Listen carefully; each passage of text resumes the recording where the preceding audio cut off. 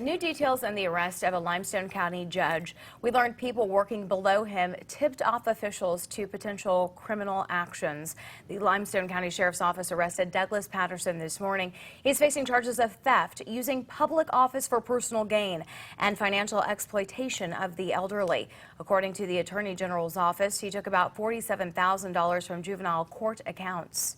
Tonight, we are hearing from the community as they learn more about the charges against Douglas Patterson. WAY 31's Megan Reyna joins us live from Limestone County. She has more details on the charges and what people are saying about them. Megan.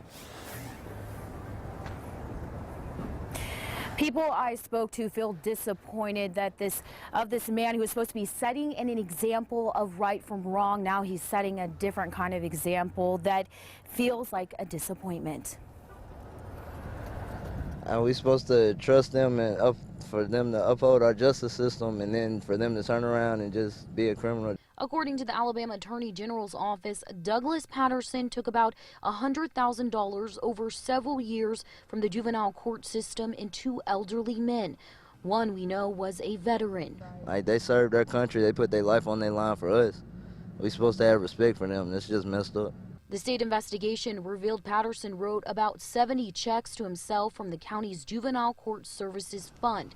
Investigators say Patterson cashed or deposited them into his personal bank account, his law firm's operating account, and his law firm's client trust account. I'm really disappointed in Judge Patterson. I've worked with youth, and I have been in his courtroom a number of times with some of the youth that I worked with, and I thought he was a wonderful man and very fair with the kids. Patterson was supposed to be acting as a guardian over Charles Hardy's account, but is accused of taking more than $47,000. The Attorney General's office says he also took $1,500 from Rudolph Allen's estate. So we hope that the strong leadership in this town will come forward and take care of everything.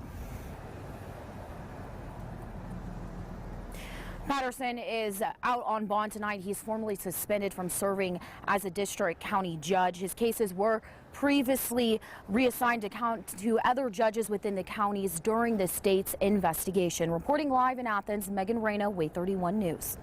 Patterson could face up to 20 years in prison and a fine up to $30,000 for each of the first two charges.